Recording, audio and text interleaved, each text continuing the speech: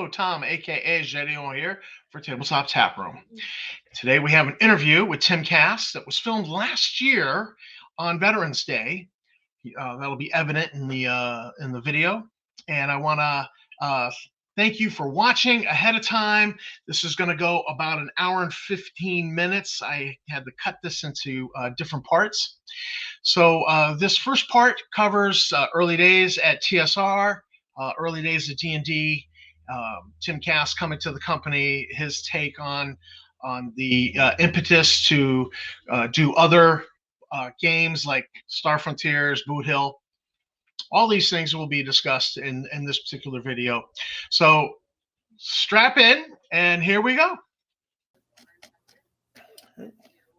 Hello, and welcome to Tabletop Tap Room. I'm Tom, aka Gedeon, your host. And today we have in the tap room Tim Kask, first ever TSR employee, hired by Gary Gygax, editor of TSR's periodicals, and one of the midwives to Advanced Dungeons and Dragons, a U.S. Naval veteran, a teacher, and one of the founders of Eldritch Enterprises. Welcome, Tim.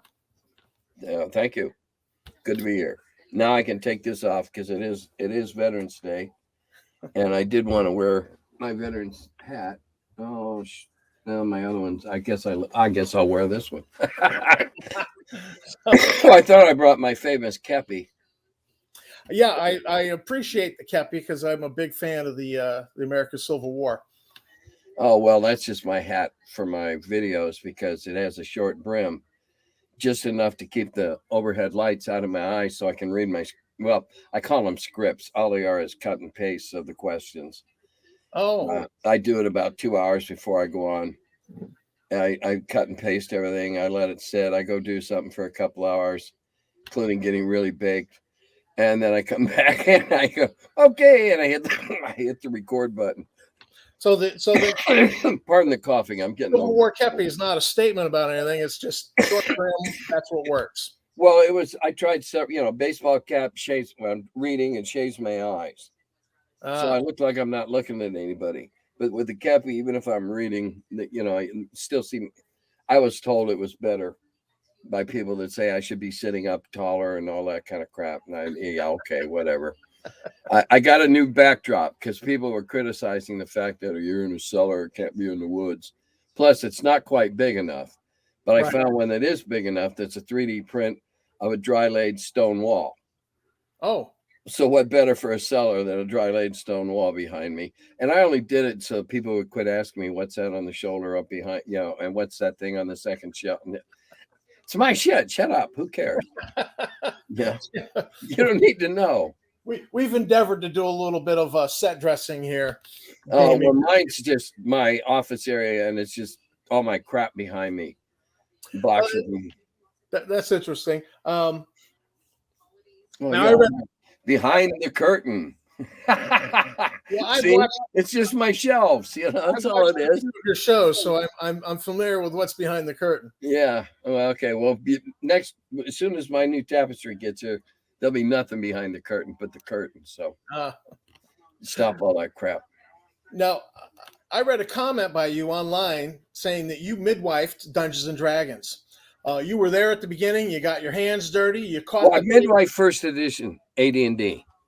I became involved with Blackmoor, which was the second supplement, and then I did the rest of the supplements through and including Swords and Spells, which was the big grand minis thing of D&D that really sucks, but I didn't write it, so I don't take credit for it. Pardon me, whenever I laugh I cough. And then I helped Gary birth first edition, so yeah, I midwifed AD&D first edition from my work in OD&D, and we spent about a week literally locked in his office, 8 hours a day, no phone calls except a wife, because neither one of us was dumb enough to tell our wives they couldn't call us.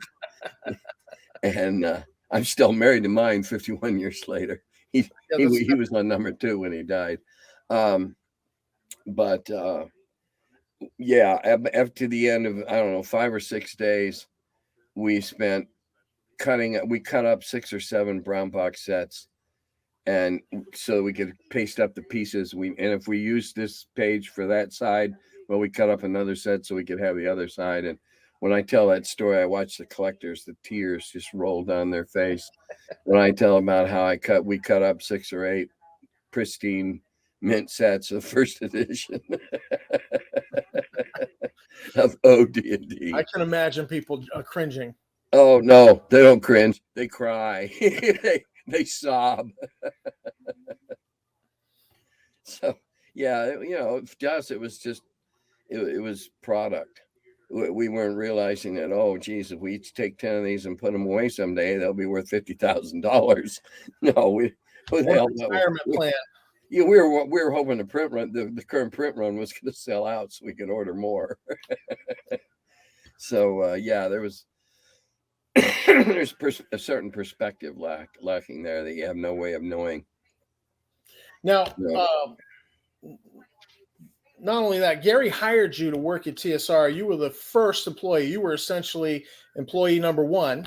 Yeah, I got the job because I told him that the original rules were shit editing and impossible to understand, even for another miniatures player, because they were written for miniatures players. And I was a miniatures player, but it took me 3 weeks to read through it, figure out enough of it to set up the very first campaign to go. And I'm thinking, I'm ego or not, I'm figuring if I can't figure it out in less than 3 weeks, there's a problem here. So we had a phone conversation. And he said, well, what was the problem? I said, these rules the editing shit. And that's the word I used.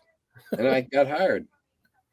Okay, make them not shit. And so a year later, when I graduated and they were in a position to hire me, they did, I did, and the rest was history. So let me see if I have this picture. I mean, you've got Gary and the Blooms who own it. One Bloom at the time. Only one. Oh, only one Bloom. At the beginning, it was just Brian.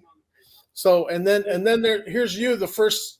There's more owners than staff. I mean, that must have been weird going to work. Well, yeah, I only had a little bit of stock, though it became a critical swing vote a few years later. But it wasn't really like that. It was really a 3 Musketeers type thing, all for one and one for all. When it was Gary and Brian and I, we were in Gary's basement, and when it was time to collate, we put out all the piles of whatever was being collated around. He had an enormous, huge dining room table, and we walked around filling the boxes and collating the sets. We all did it. We all worked on shipping. I spent my afternoons working at home because we had one car, and my wife was a nurse and worked second shift at the county hospital.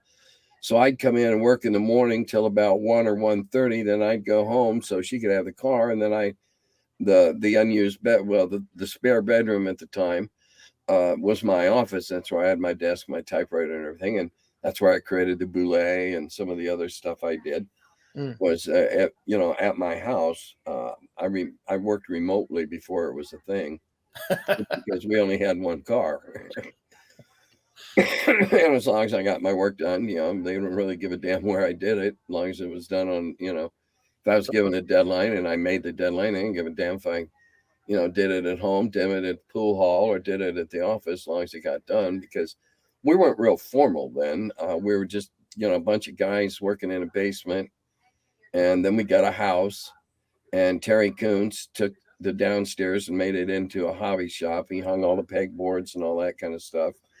And we had, display cases and stuff. And he constructed the hobby shop downstairs, and we had offices upstairs, and which were, basically empty rooms.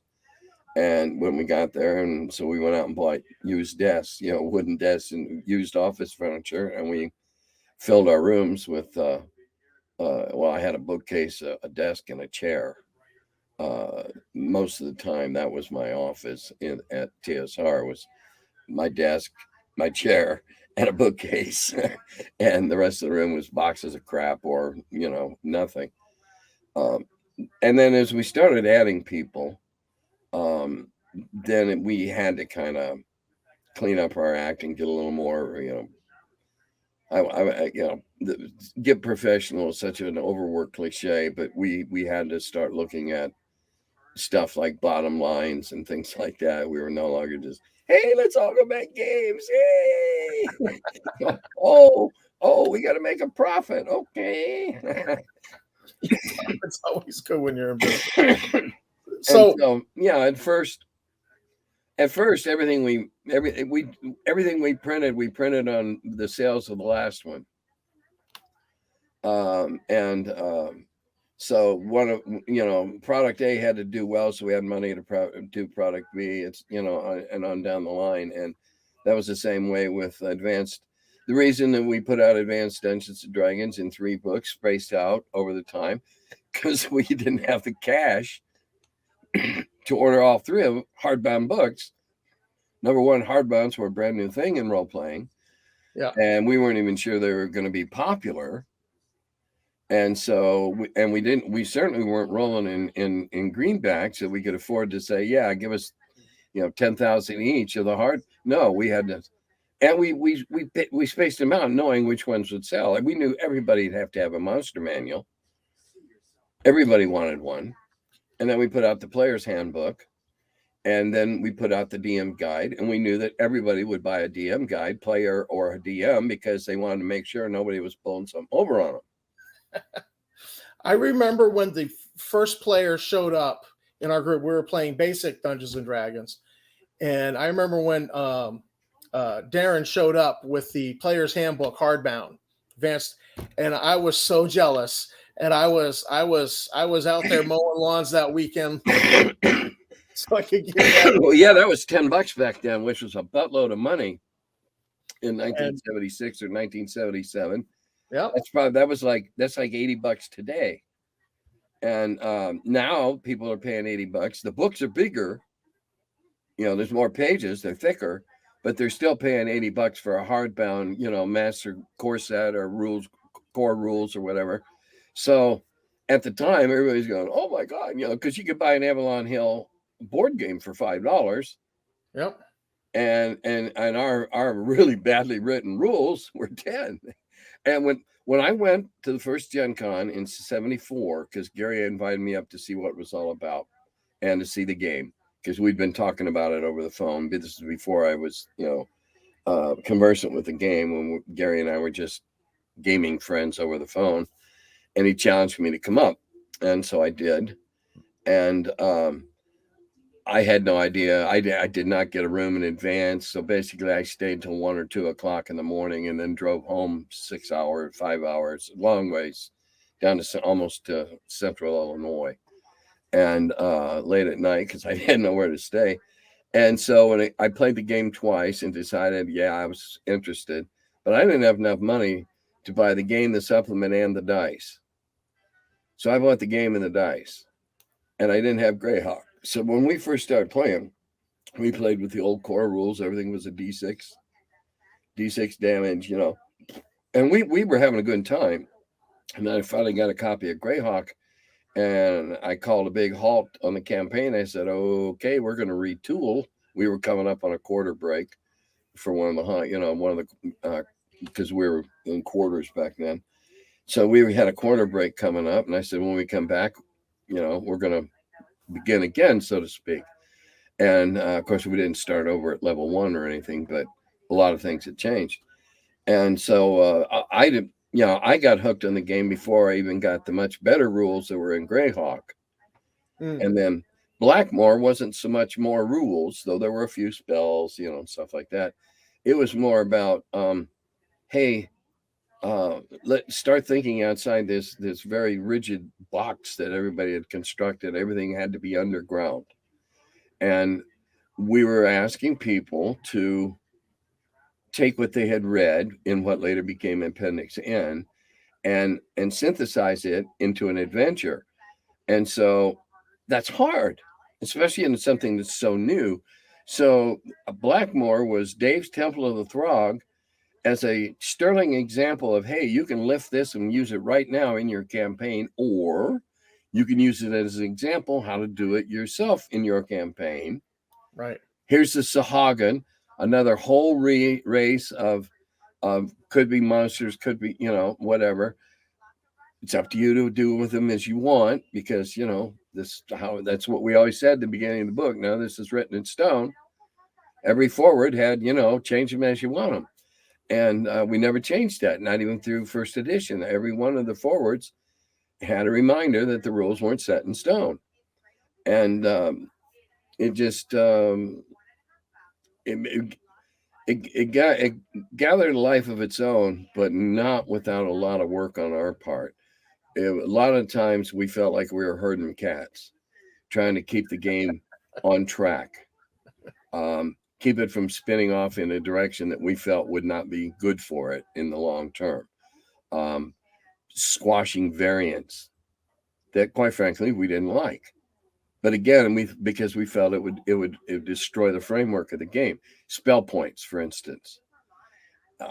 That's a really bad addition to Dungeons and Dragons. Now it might work for some other system, but for Dungeons and Dragons, and the magic is constructed as it is based on the Dying Earth, et cetera, it doesn't work.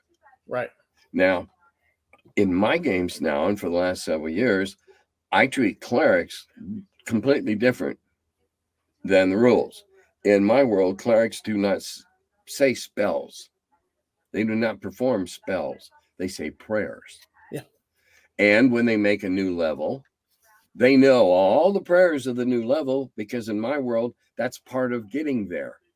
You have to learn these. It's like, to make that promotion, and so it's assumed you did, but that's the way I work it. So in my world, clerics don't have to commit in the morning what they're going to do that day. They have the capability of saying so many prayers of certain potencies, right, over the course of the day, and that's it. Then there's psychic manas, drain, whatever you need to, to justify that rule, it's there. And so clerics now are a whole lot more handy. Not just medics. They're not just your mash unit or your corpsman. Now they're very, very handy, because all those first level clerical spells, like purifying food and water and things like that, they're all available, and they don't have to choose, oh, am I going to see any snakes today? So I have a snake, snakes to sticks spell. Well, if they run into a bunch of snakes, they got that option. And so in my world, I like it. The game that I run online and been running at cons for a few years now, the Wheel of Blame.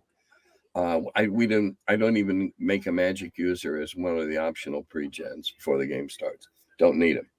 It's all about thinking and laughing and denying that there even is a box to think outside of. Right. And so it's very basic rules in that regard. People sit down, they know that things aren't likely to happen the way they were written in the book, and they're ready for that. So I play very old school, seat of the pants, and I make up each adventure when we sit down at the table based on input that each player gives me. Give me 5 minutes, okay, away we go, and I make it up on the spot. And so therefore you can play in the Wheel of Blame. Well, I've got a guy that's played 6 or 7 times because it's never the same. It's not like you can learn a map or memorize a trick or a trap or whatever. And it's my job to so disguise and twist in what they give me, each of them, that my perfect outcome is, oh shit, I died on my own card. Because I so disguised it that they didn't. And the only rule I have in this game is, if you think I'm on your card, shut up. No metagaming. No helping them out. And the fun thing is that if it's a 7-player game, as often as not, I'll get at least 2 people that'll give me the same thing. Even though it's all independent, the unimaginative, whatever, I'll get. And so then 2 and sometimes even 3 of them got to shut up. Because I might be on their card. They can still fight and stuff, but they can't. Oh, I think this is, they can't.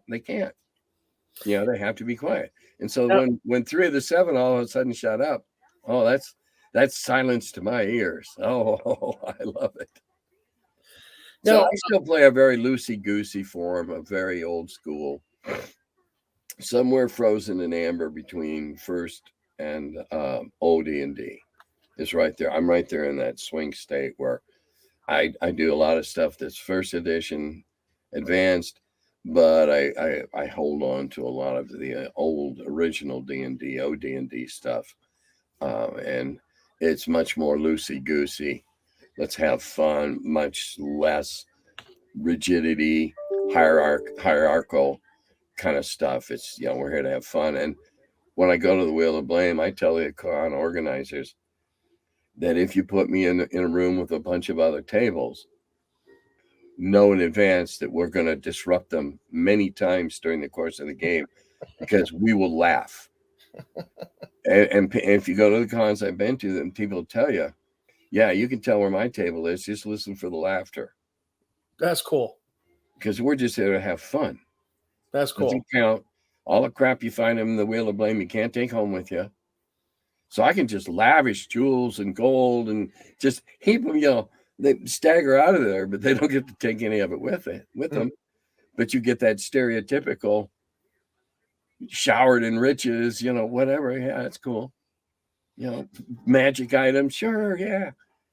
Of course, they don't work anywhere except on the Wheel of Blame, and you can't take them with you. So now everybody makes a big deal. Oh yeah, he was the first editor of Dragon Magazine, but Dragon Magazine wasn't the only periodical they had. I mean, there was Ares, which later got rolled into Dragon.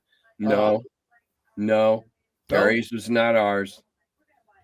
The only thing that got rolled into Dragon was the Strategic Review, TSR. It's the only thing. I took that over with issue number 4. I did 4, 5, 6, and 7. Then we rolled it into Dragon and Little Wars. Dragon was our fantasy magazine. Little Wars was our historical and minis magazine. Right. But on alternating months. Ares was not ours. I remember Ares. I may even have a copy over here in this odd pile, but I don't remember who published it. Yeah. But TSR didn't do any magazines as such. They did the newsletter, and then they did Dragon and Little Wars. Little Wars ended up being rolled back into Dragon, and Dragon became more of a general gaming magazine, which was always the intent. Those were the only magazines you were in charge of at TSR, right? I left and did other magazines I did Adventure Gaming right after I left TSR, and we went belly up during the failure of Reaganomics and trickle down when there was a period of time in 83 and 84 when a ton of small mom and pop shops of all kinds, not just game stores, started going out of business. Well, a bunch of those were game stores or small shops that sold general merchandise that dropped games. So lost a lot. I hustle my butt off and get 300 new distribution this coming month, and I'd lose 400 because the distributors are going out of business because the little mom and pop shops weren't buying from them. So that lasted a little over a year. And then I got out of magazines altogether until I got back into Gygax Magazine a few years ago. And then that magazine got lawsuit threatened out of existence by the widow, who filed trademarks on, I think it's 60 or 70 different ways you could use the word Gygax and in reference to some kind of games or gaming or entertainment or fun and the boys can't, I call them the boys, they're men. They can't even use their own name. She threatened to sue them out of existence. So we knew that we couldn't call a magazine Gygax Magazine. We weren't going to be the first ones to revive a print magazine. We needed that leg to stand on. Didn't have it. So we did 6 and went out. So I've been involved with more failed magazines than just about anybody in the business. Well, I'm curious because I actually organized. I got injured in construction in the early 2000s, and then was out of work for 4 years with a back injury. And and you're home, and you can only watch so much Judge Judy. And yeah, about 20 minutes is where yeah. If you don't have a good cable system, you're screwed. And I was cheap. I wouldn't pay for cable, so we only had one. Thank God we had cable when I had my cancer. Because I had spent all those months at home laying on my back doing chemo. Thank God for cable. I could watch the Premier League. Well, that's when I began to discover, Star Frontiers fan community, and there was a fan magazine, and I became involved. And then I never did understand that because that game sucked. You're talking. You might not know this, but you're talking to like the #1 Star Wars fan in the United States. Star Wars is not. Excuse me, Star Frontiers. You know why TSR did that? Brian Bloom felt that any kind of game that anybody else did, we needed to do one like it. Is that where Gangbusters, Boot Hill, was that part of that whole thinking? Well, I think Boot Hill was a good game, and it came out at the right time because people were just now getting interested in role playing. Boot Hill had a lot going for it. It was one of the earliest precursors, and so it wasn't fleshed out like later games were, and it didn't have as many words as later games did. But I can tell you that the group that I had down in Carbondale, the year and a half before I went to work with Gary, we played the hell out of Boot Hill. We liked it. There's a switch off from swords and spears to bullets and arrows. We had a good time with it. Brian had an interest in the Wild West. Mm-hmm. If you go look back at the really early Dragon magazines, I believe there's 2 articles, small articles, where Brian took legendary gunfighters and broke them down to give them stats that would put them in, rate their speeds, in terms of Boot Hill and that. And most of them would shoot you before you had your gun out of the holster. And then he did one on TV cowboys, Paladin, and Have God Will Travel, or Wanted Dead or Alive, and the Rifleman, and stuff like that. So that Brian was really interested in the Wild West, and so because he had a chunk of the company, he got to, a chunk of this. He got to approve a chunk of the stuff the company did. Okay. Star Frontiers was an attempt by TSR to get a piece of the sci-fi role playing. Funny story. When we had a little, back up a second, we had a little theater in Lake Geneva. Probably didn't seat more than 200, 250 total. But we got movies within a couple, 3 days of them opening in Chicago. Now, I'm sure it was probably somebody that lived around the lake that was connected, that had a last name like Wrigley or something like that had the pull to get these top-rated first-run movies in little bitty Lake Geneva. Of course, it was also a tourist town, so, they would do well with the tourists. But anyway, it was a nice day. We decided we were going to walk down and see this new Star Wars movie that had opened in Chicago 2 days earlier. So we went down, sat down, got our popcorn. Hardly anybody in the place because, it was like the first day it was in Lake Geneva. Sat there, 3 of us kind of in the center of the theater, and all our mouths got dried out from going. And so we're just totally, completely blown away. And we walk outside, and it's a beautiful sunny summer, spring, whenever. It was a sunny day. It was lovely. We had like a 3-block walk from the theater back to the shop. And the first words out of Brian's mouth, "Well, I'll bet that's going to help games." Traveler. Yeah, who puts out Traveler? Anyway, it's going to help them sell a hell. It basically, the first thing out of Brian's mouth is, "Wow, Traveler's got a enormous shot in the arm." From that moment on, that was the inception of the idea that we have to have one too. So is that the trigger for Star Probe and and Revolt on Antares, and Well, that's after me. those came after you. Well, yeah. Once Gary had put together the first edition 3 Hearts, and I was done, literally. I had nothing to do with the rest of the company from that point on. Periodicals kept me plenty busy. Okay. Periodicals was making money hand over fist. We're marketing, silly games that we ran in the magazine as a gag that took off. Tom Wham. Snit Smashing, Snits Revenge, Awful Green Things, all those games. The first one, Snit Smashing, we were basically thumbing our noses at SPI. So what? You do a game every month. We can too. And we'll do one that's about nothing. It's not a simulation. It's about nothing. It's completely whole cloth.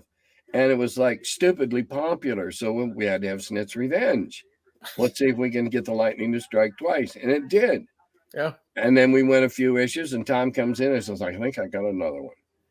And it was Awful Green Things from Outer Space. And of course, that just went into the stratosphere, and it still sells. It's still fun. It's a great design. And I'm delighted to be the person that showed the funny side of Tom Wham's game design now, because he'd done other games for like Guidon Games. He did a set of miniatures rules for Civil War ironclads and sailing ships. And then they were published by Guidon Games, which was a board game and occasional rule set company. He worked for Tom Lowry out in Maine. I met Tom in 73 or 74 at school. I was there to be a junior at the university, and he'd already been there like 5 or 6 years. Yeah, that was me at seminary. I was 7 years working on a 4-year degree. Well, his family lived in Marion, Illinois, which was less than an hour drive away. So he wasn't even really like going away to college. But that's where I became. You're getting your homework. You're getting your laundry done. Yeah. Food. Yeah. And he'd not show up at the game club for 2 or 3 weeks, and just, not show up. And he was still a heavy miniatures player then. We used, whenever we played Napoleonics, he had a bunch of the figures that the club used. And, but I met him. Yeah, I met him it was late 73, early 74. And then I had the good fortune to be able to get him hired at TSR several years later. Cool. He sent a 3-page cartoon in color of why we ought to hire him. And I read it, and I fell down laughing. And Gary's, what the hell's going on in there? Because our offices were literally doors were only feet apart. I said, well, I think I got our next hire. And he goes, who? I said, Tom Wham. Tom Wham, where do I know that name? Well, I said, where you knew it from is not where he's coming from now. You know him from Guidon Games and Don Lowry. I said, and so I gave him the 3-page comic cartoon. And he read through it. And he says, yeah, give him a call. Let's hire him. So, he came to me and said, hey, I'd like to be hired. And I was, and Gary was feeling good that day. And so he was when I got hired. Of course, he's done games for lots of people besides TSR. Yeah. I got to discover a lot of great new artists. And anybody you want to talk about? Go back and look at all the old ones. Elmore and those guys, they came after I left. I was getting a lot of my art came in what was then described as over the transom, unsolicited. Right. There were so many people that wanted to be published and people to see their art. They were willing to send their originals. Please use this. Please use this. Oh, wow. And so Caldwell, I did, I think the first or second piece he ever had published. And then he went on to become he got lots better. Got lots better. Janelle Jacquet's sold her first piece of commercial art when she was still Paul and like 17 or 18. I started buying all art from Gygax, and there were many. There were several others that I got to use, and Diesel, Otis, all those guys did covers or interior work for me first, and then TSR would steal them from me. I no longer had them as freelancers. Now, if I wanted to use them, I had to pay them the wages, or whatever. They wouldn't allow me to pay them for work at home outside. That wasn't the way the company was structured. So I'd find all these good guys, and then TSR would hire them away. Steal them away. So I was constantly looking for new art. Wow. But I gave a lot of people a leg up that, they got seen and they got contracts somewhere else to do art or with me again, and whatever. That's cool.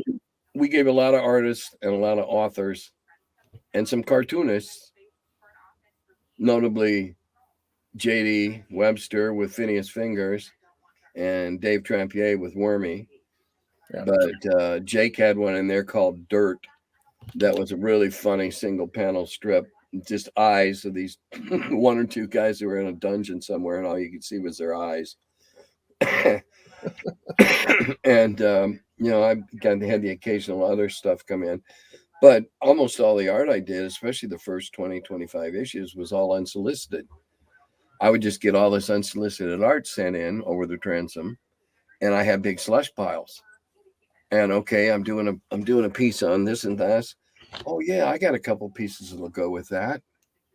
And back in the early days of fantasy, you could trot all over different historical genres, and it worked. And so I was doing a fantasy piece about spearmen, and I had this really neat picture of an Argyle hoplite that some history buff had sent into me, and went into a fantasy article. They didn't care; they got paid. Mm-hmm. I paid for everything I did, both articles and art. It was always paid up front, from the very beginning. We paid for everything. Yeah. Doing a fan magazine, I beg for everything because we can't pay anybody. We can't make profit. Well, back then I had to beg for stuff that I could pay you for. And especially art. Art was very hit and miss, and I learned several lessons. Number one, it took me twice to learn this, but never do a yellow cover. Two of my earliest dragons were yellow or predominantly yellow covers. Both of them sat on the stands and stank like last week's fish. Oh. I got returns on the first one. Now, by the second one, I wasn't getting returns on anything because it was really starting to sell. But I got returns on the first one. I eventually sold them all.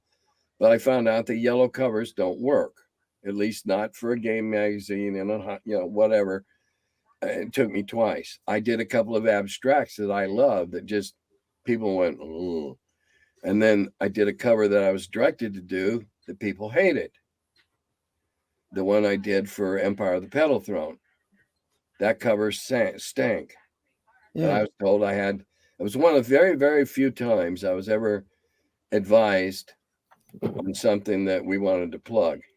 And at the time, I needed space filler anyway. Right.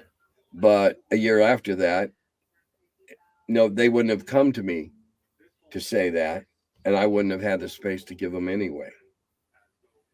But I was never told I couldn't publish anything. Never told I had to modify.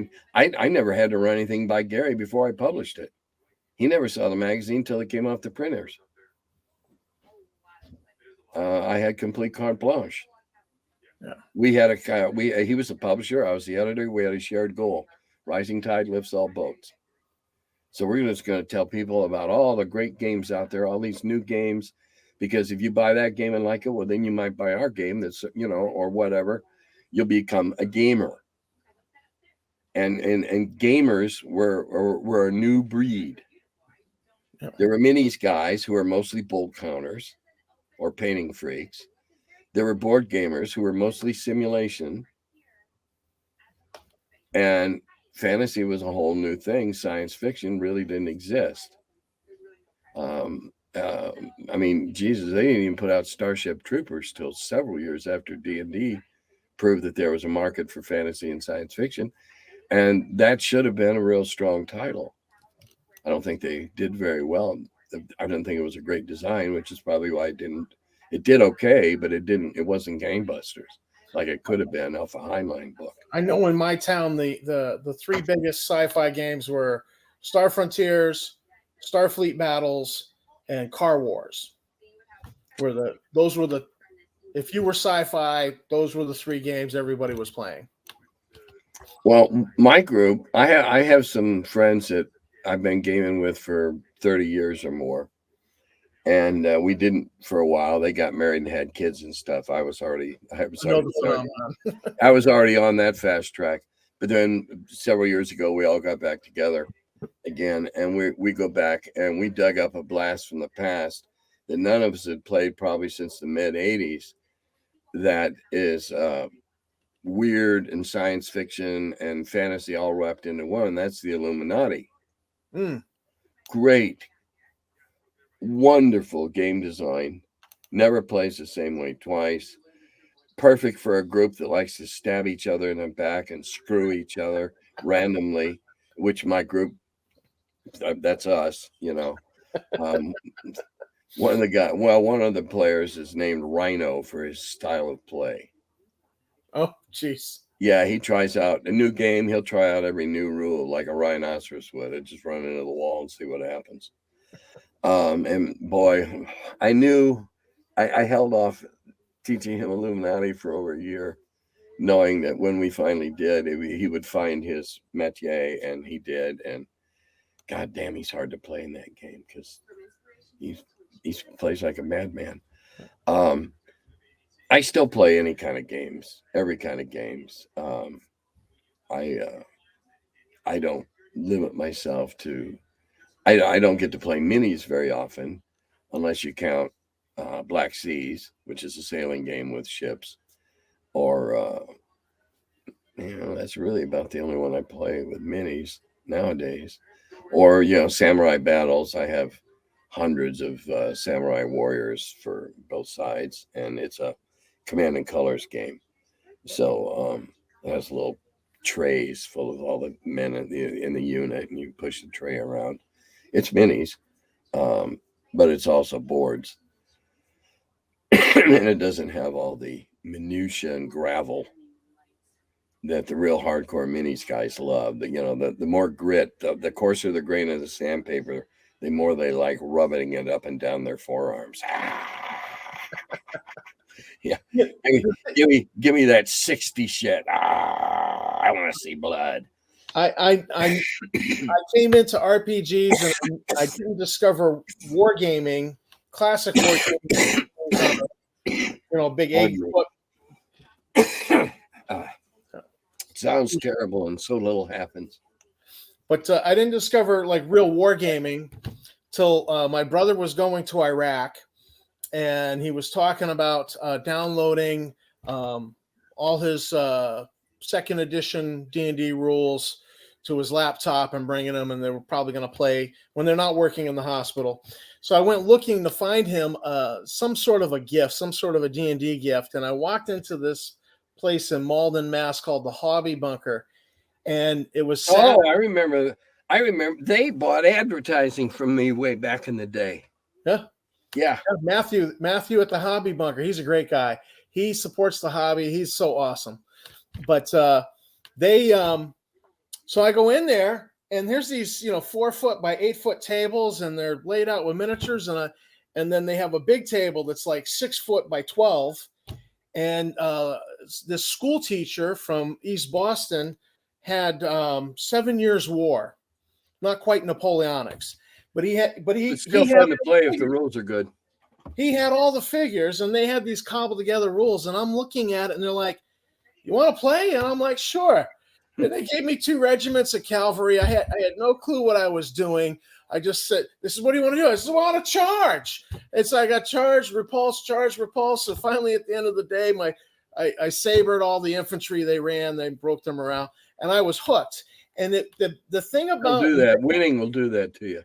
Miniatures wargamers is that they're very generous. I find they're very gentlemanly. It's all gentlemen's rules, in my experience. Yeah, that's a fair assessment.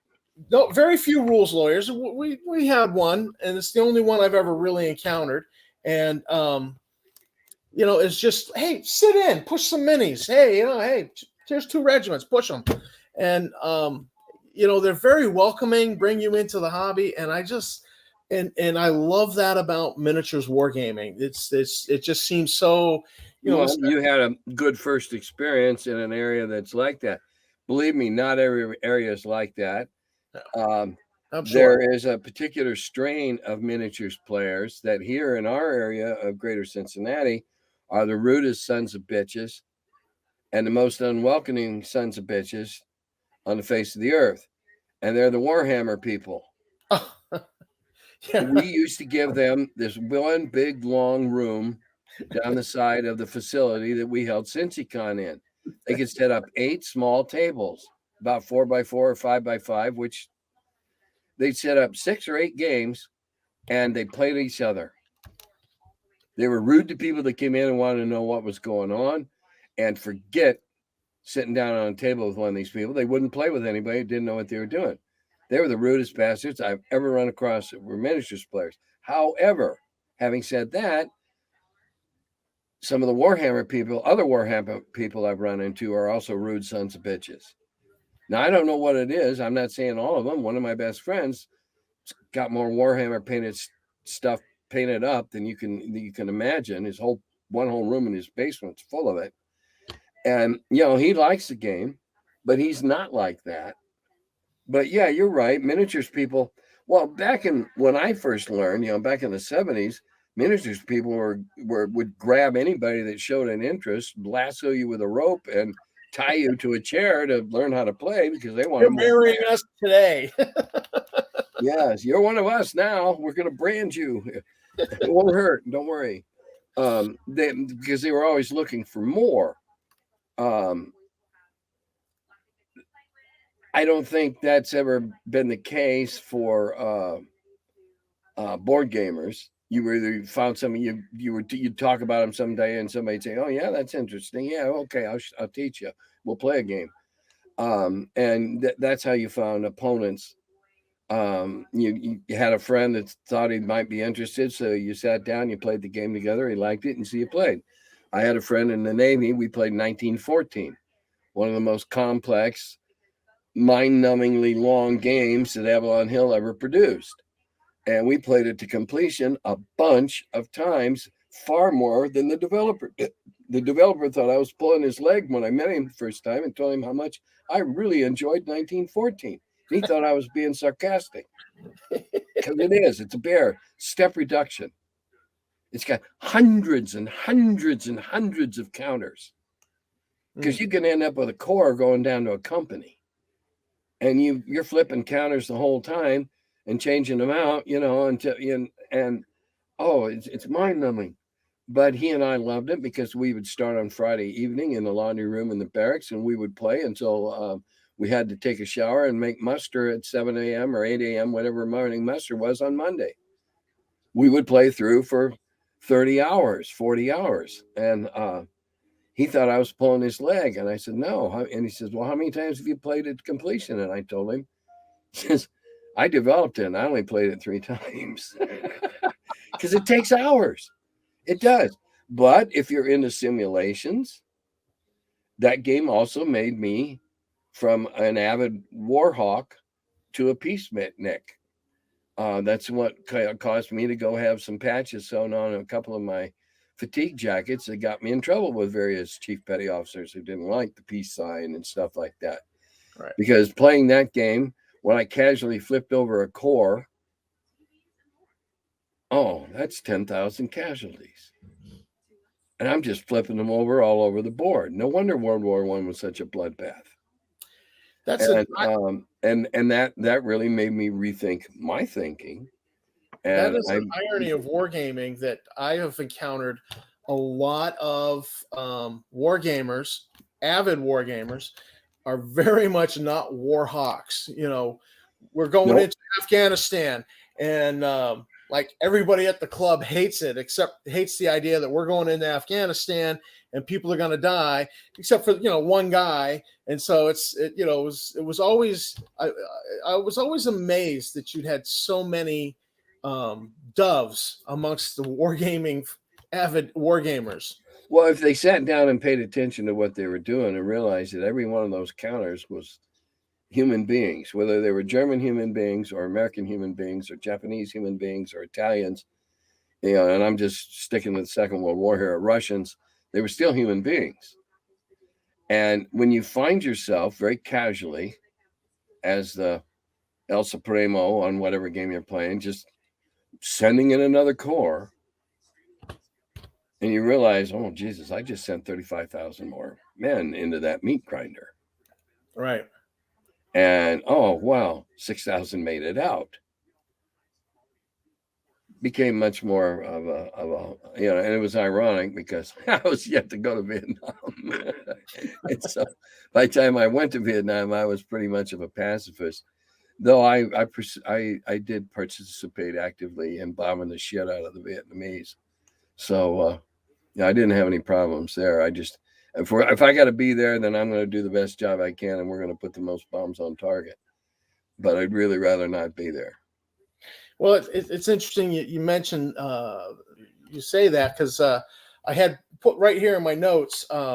Today's Veterans Day. You're a U.S. That's Navy why I wore the hat.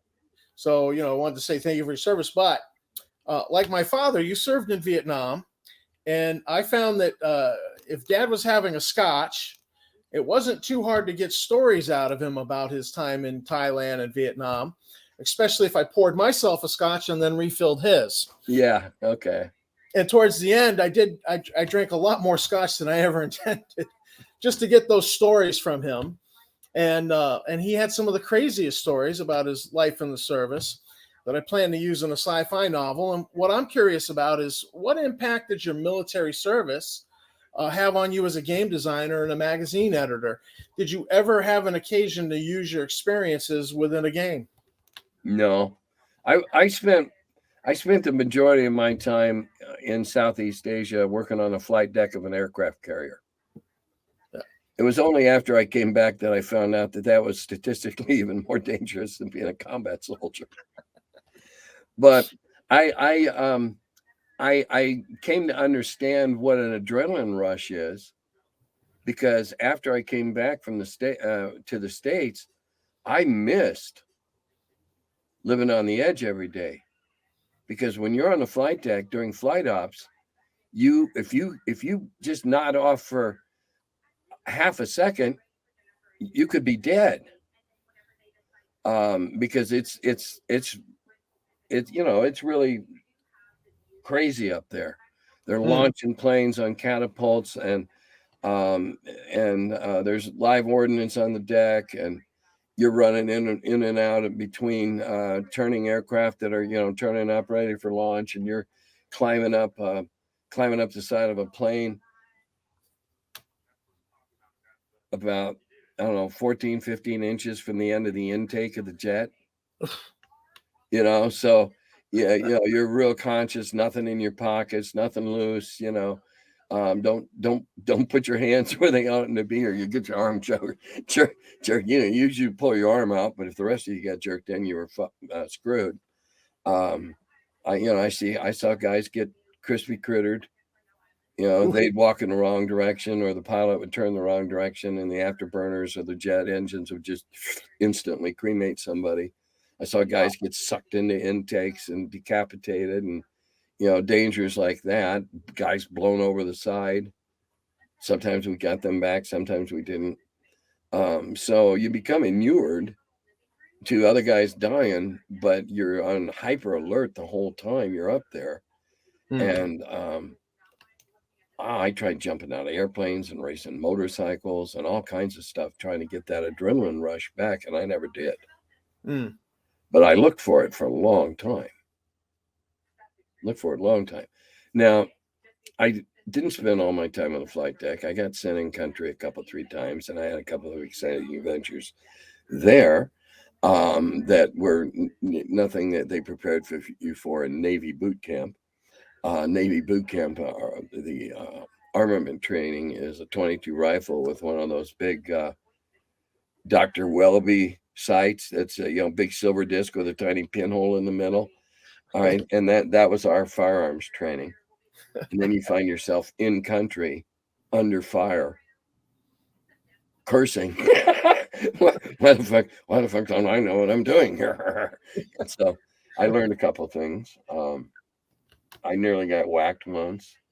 I spent a night changing 50 caliber barrels and slapping belts into a 50 caliber on a base that was under attack. The only reason I was there is it's the only guy in the barracks when the gunny ran through that had shoes on. I'm a sailor. Get out here. And so I went. We were under attack. So, I had some exciting times. Nothing that I've ever, plugged into a game. I don't think I'd want to get too detailed into what the sphincter puckering fear of being under fire is like. And I only had a little bit of it. And there's guys that had a whole lot more than me that are probably a lot better to speak, better qualified to speak on it. Well, Dad just had some really interesting stories involving flying on planes. He wasn't supposed to be on the plane. I just thought, boy, this is a kernel of a story idea I think I could use in a sci-fi story. And his favorite story to tell, I hadn't planned on saying this, was that they were having you can edit this crap out. Yeah. But Dad's favorite story was they were having a maximum effort. All the B-52s are all just lined up, and one goes. And they get a call that this B-52's radar unit is out. So they go screaming out there in a Jeep, and the other guy outranks him, says, "You go on the plane." So he's pulling the radar unit, drops it. The other guy bench presses a 100-pound unit into the belly of the plane. It's still rolling because, one plane goes, the next one goes, and he's trying to get it all connected and strapped in and then test it, which is what he's supposed to do. He could have just dropped out, but he's running the test to confirm it works. Ended up on the mission, did he? And the pilot goes, "We're going." And off he goes to Hanoi. And so after they got up there, there's no ejection seat on the plane for him. No.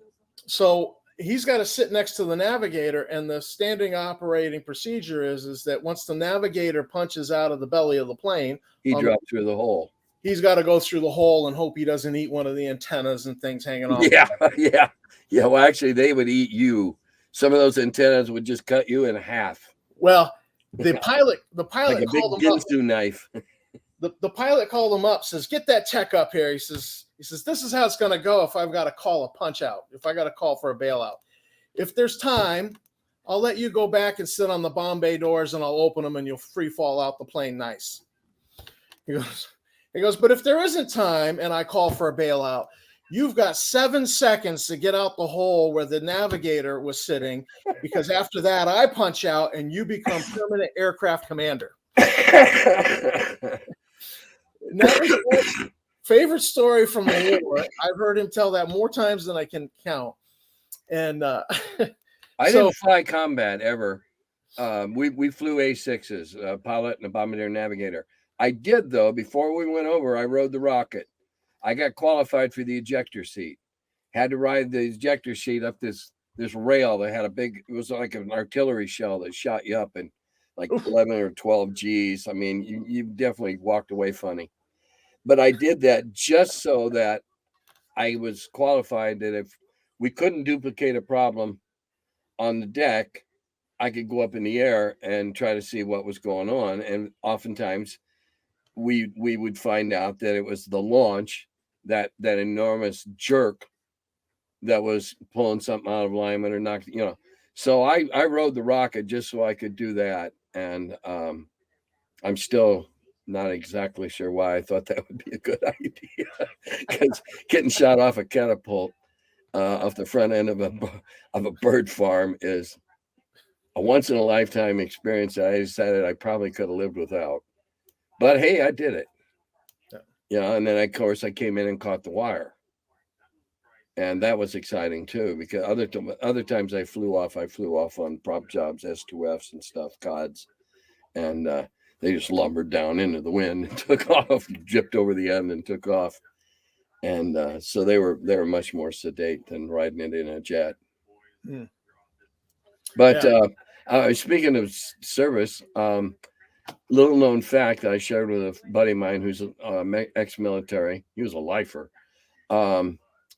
Every boomer sub on the East Coast had a D&D set that belonged to the sub. Wow. Because the blue crews would play with it on their 30-day cruise. They'd come in, rotate. The gold crew would go out and they'd use it. All they did was they had their own personal dice and their own character sheets. The rule books and everything belonged to the sub, and where they stayed with the sub. And I'd be willing to bet that just about every single sub on the East Coast by the late 70s had D&Ders that played on board. Wow. I had no clue that was true. Now I heard a few years ago that the somebody arranged for all these military ships, these Navy ships, to get the DVD collection for the sci-fi show Serenity. And so the actors would be at conventions, and here's all these Navy guys. Oh man, no, we loved their show, and it meant so much to us. We're out on. And so I did hear a story like that. I'm amazed. I actually want to follow up on this submarine story. Oh, I got a better story than that. One day at TSR, I got a phone call. A very formal guy, and it's just TSR Hobbies Incorporated. Yes, it is. And this guy was calling me from White Mountain, underneath the mountain in Colorado. Oh. To ask some D&D questions. Every 6.5 or 7 minutes, he'd say, "Hang on," and then be click, click, snap, snap. He had to change satellites because we didn't have enough geosynchronous ones then. So he had to switch from satellite to satellite as they went over. So I was on the phone with this guy who's supposedly guarding our country in the middle of the Cold War, under the mountain, where it's the most secure place in the country, and they're playing D&D under the mountain. I got another call not too much longer later from underneath the secure bomb-proof facility under Camp David that most people did not realize was even there. Mm. I hadn't heard. And at the time I got the call, I was a little skeptical, but I later found out that yes, it's real. It's literally a couple 100 feet underground, somewhere under Camp David, and I was getting calls from there about D&D questions. So servicemen that were confined to boring duty were finding ways to play games in D&D, and they're guarding our country while the Russian ICBMs come in over the pole. Our guys in Colorado are calling me asking, "What's how much weight can a barded dwarf carry?"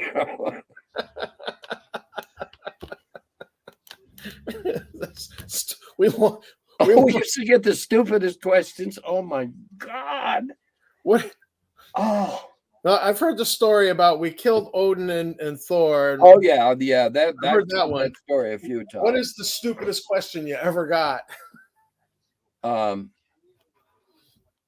fast can a dwarf run in armor? That's not in the rules? No, it is, but it isn't. And so our answer back, because everything had to be a self-addressed stamped envelope and a piece of white, clean paper. You print your question on the top, we'll answer it. And Gary decided to answer, and we thought about it. Can't run at all if it's horse barding. That was the answer we gave him, because he gave us nothing to qualify it. What kind of armor? It just can't run at all if he's trying to run around in a set of horse armor.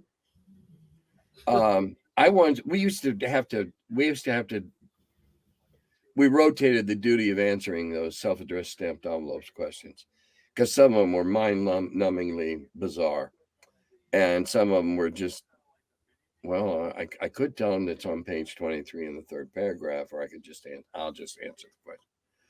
And we used to get stuck with the duty. So one week when I had the duty of answering, usually we'd let them pile up for 3 or 4 weeks, and then we rock, paper, scissors, and the loser had to answer, or something of that nature. And we used to pride ourselves on long, involved answers that really didn't tell you much, because after all, it was about your imagination. And so I got one, how many eggs does a hippogriff lay? And I'm proud to say that I typed 2.5 pages, single space, type pica, the littlest typewriter face, 2.5 pages, single space, and did not give him a number. About how, depending upon where they lived, what climate they lived in. Well, of course, that severe climate, they had to lay a few more because the attrition rate would be so high, and on and on and on. And basically, they managed to lay enough to keep their species from going extinct.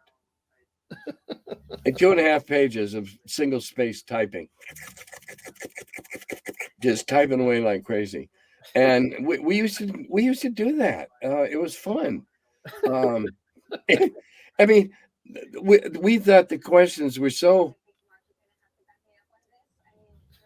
a combination of, it's either who cares or unneeded, mainly because who cares? How many eggs?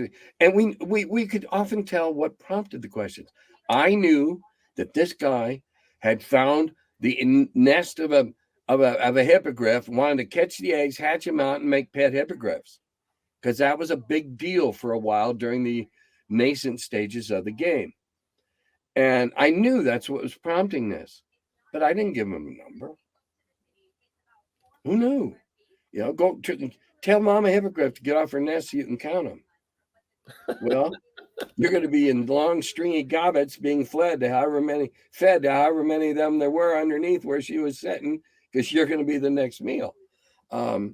We would get silly questions like that where we want to say, who cares? It's fantasy. Make something up. But what I've come to realize is that type of unbridled freedom scares the shit out of 60% of the people that might want to play the game. They cannot deal with that open-endedness. They have to have rules. They have to know that an ogre has so many hit dice and can have a hit range of so many points, or whatever, and will do certain things. They have to know this. And those are the people I think that end up being the min-maxers. Just out killing stuff to make more points, to advance and go up a level, or whatever. I've always just been about having the fun. And of course, back in the old days, we all had a stable of characters. We didn't have just one character that we poured our entire heart, soul, and emotional burdens onto one. And so when they croaked, we didn't go into clinical depression and have to take pills for a week. But I never had to take pills for a week. I mean, we always had 5 or 6 guys in our stable. And if you got up to, 9th level, 10th level, we retired them, because you always had other guys coming up through the stable. And if player A in your stable found something, he couldn't give it to player B unless they happen to be in the same place. But then, no, I'm not going to do that unless you got something better to trade. We just didn't get that emotionally involved in a single character. It was more about the adventure, not the promotions. In the early days, and my guys were unwitting play testers for Gary. In the early days, we'd often go 4 or 5 sessions without even stopping to count up what we'd killed, let alone what it was worth, and therefore whether somebody went up. We were having too much fun playing. We weren't focused on advancing. We were focused on killing more shit and taking their stuff, not killing them easier. I know that's really hard for a lot of present day players to understand. But it was so new and so novel that we were just having so much fun doing it, we didn't stop to count up. Yeah.